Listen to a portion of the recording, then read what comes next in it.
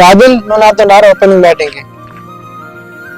అరే నువ్వు వానికంటే మంచిగా బ్యాటింగ్ చేస్తావు కదా, వాడు నిన్ను కాకుండా వాడిని పట్టుకోబడి ఏందిరా బ్యాటింగ్.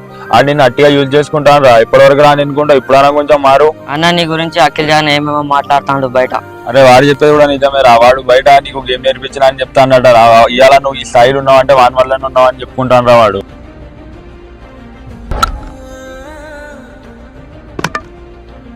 రాఫీ నువ్వు వెళ్ళరా బ్యాటింగ్ కి. అరే అవసరం లేదురా, నేను మీ టీంలో ఆడా. ఏమైందిరా? నేను ఆడారా. అరే వినరా, ఒక నేను చెప్పే మాట విను.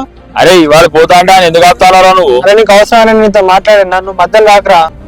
ఎందుకు పోతాను రా, నేను చెప్పేది విను ఫస్ట్. నీ గురించి నేను ఏమనుకున్నారా, నువ్వు ఇంత ఖతర్నాక్ గాడివి నాకు తెలియదురా. ఎందుకు ఏమైంది, నేను చెప్పినా నీకు? నా గురించి ఏమేమి చెప్పిన వాళ్ళు మొత్తం చెప్పిర్రా నాకు. నువ్వు వాళ్ళ మాటలు నమ్ముతున్నావారా? నువ్వు లేనప్పుడు నీ గురించి నాకు ఎన్నో చెప్పినా, అని అలా నమ్మినా నీ మాటలు? నేనేం చెప్పినారా నీ గురించి? సరే రికార్డింగ్ వినరా.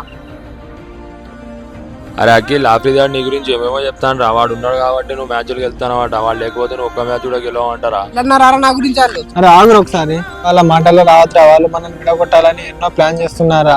అలాంటి వాళ్ళతో ఎప్పుడైనా జాగ్రత్తగా ఉండాలా. ఈ మ్యాచ్ నువ్వే గెలిపిపోరా. అరే ఈ మ్యాచ్ గెలిపిరా, వాళ్ళకి ఇంకా కాలుతుంది.